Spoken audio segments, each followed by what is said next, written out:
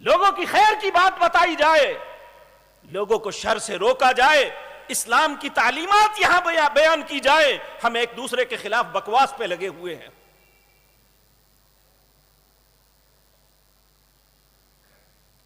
پہلے تو صرف مولوی یہ کام کرتے تھے، اب سیاستدانوں نے بھی یہی کام شروع کر دیا۔ تعصب اتنا ہے کہ ہم ایک دوسرے کو مسلمان نہیں تصور کرتے، ایک باپ کی دو اولادیں ایک دوسرے کی دشمن سیاست کی اختلاف کی وجہ سے بنی ہوئی ہیں۔ پہلے تو تھا مفاد، اب سیاست میں کیا مفاد ہے؟